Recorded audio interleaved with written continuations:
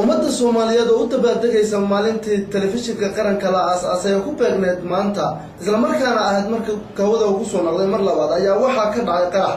qaraxaas ummadda Soomaaliyeed afada galay isla markaana hawlihii meesha ka socday hakad galay ayaa waxa uu geystay khasaaro isugu jirta dhimasho iyo dhaawac haddaba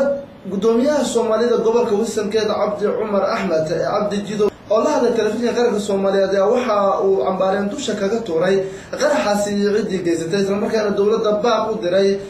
kaasi oo uu doonayo in dawladdu aysan hakad iyo walwal iska dareemin qaraxii ka dhacay magaalada Muqdisho haddaba gudoomiyaha oo la hadlay telefishinka qaranka waxa uu yiri assalaamu calaykum waraxmatullaahi wabarakaatuh waxaan cambaareynaa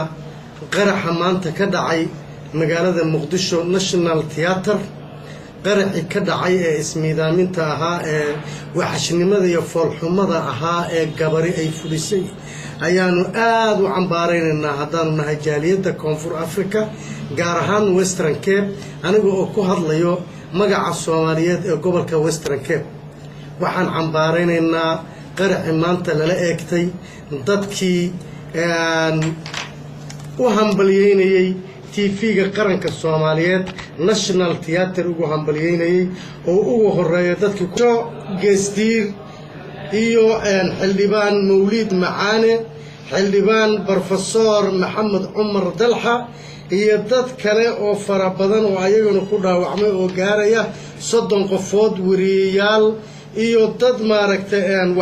waxgal u ah bulshada Soomaaliyeed ayaa halkaas dhibaato dhimasho iyo dhaawac ay soo gaareen waxaanu cambaareynaa dibkaas lixaad leh ee lala soo maagay ama lala eegtay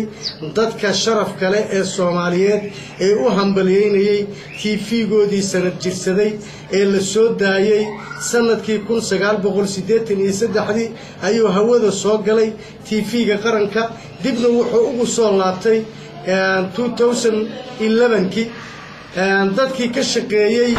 waxaanu leenahay dad guuleysta oo barwaaqooba Allah ka dhigo ummadda Soomaaliyeedna nabad iyo barwaaqo Allah isugu soo celiyo ammaanka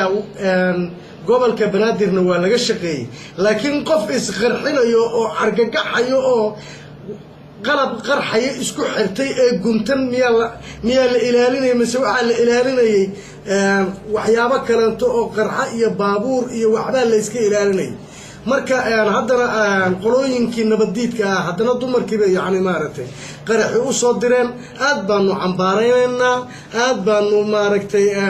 ugu tacsiyadeynaynaa dadkii ku dhintay waxaanu leenahay jannatul firdaws Allah ka waraabiyo kuwa ku dhaawacmana waxaanu leenahay caafimaad degdega oo maaragtay soo daahin Allah siyaanu leenahay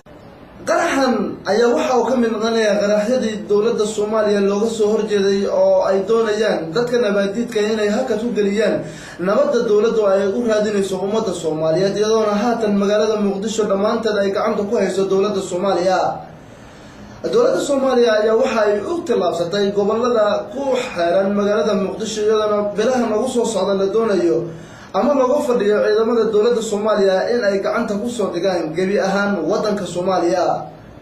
IBRAHIM DASAR telefishinka qaranka Soomaaliya Cape Town South Africa